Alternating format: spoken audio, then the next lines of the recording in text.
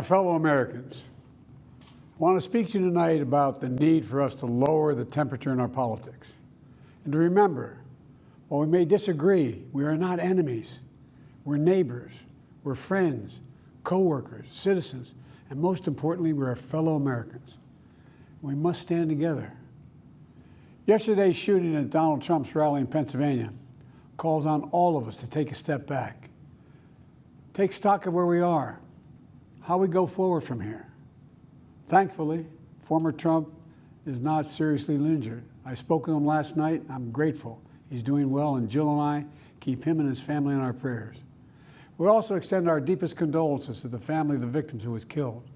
Corey was a husband, a father, a volunteer firefighter, a hero, sheltering his family from those bullets. We should all hold his family and all those injured in our prayers.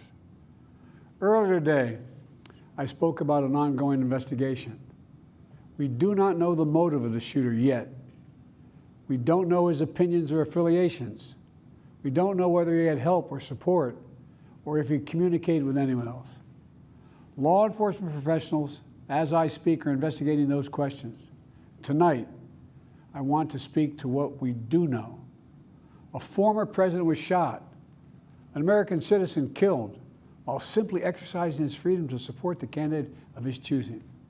We cannot, we must not go down this road in America. We've traveled it before throughout our history. Violence has never been the answer.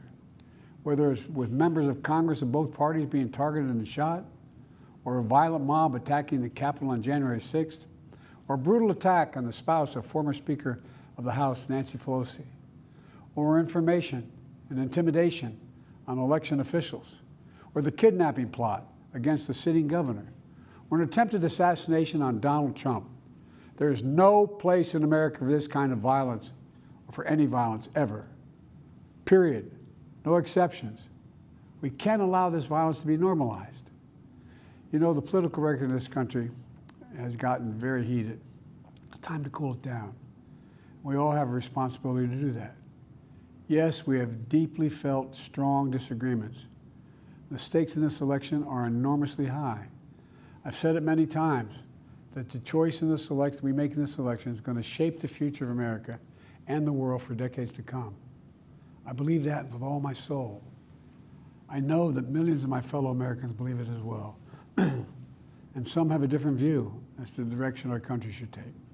Disagreement is inevitable in American democracy. It's part of human nature. But politics must never be a literal battlefield, and God forbid, a killing field.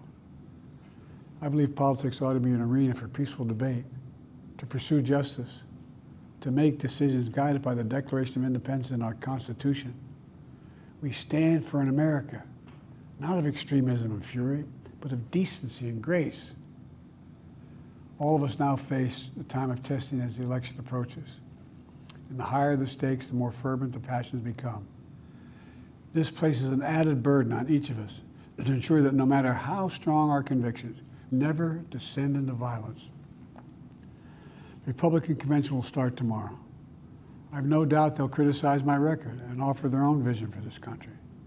I'll be traveling this week making the case for our record and the vision, my vision of the country, our vision.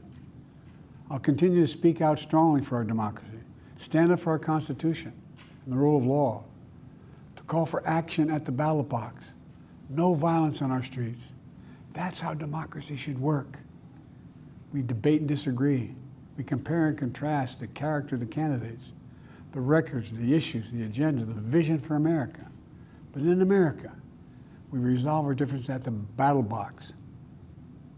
You know, that's how we do it, at the battle box, not with bullets. The power to change America should always rest in the hands of the people, not in the hands of a would-be assassin. You know, the path forward through competing visions of the campaign should always be resolved peacefully, not through acts of violence. You know, we're blessed to live in the greatest country on earth, and I believe that with every soul, every power of my being.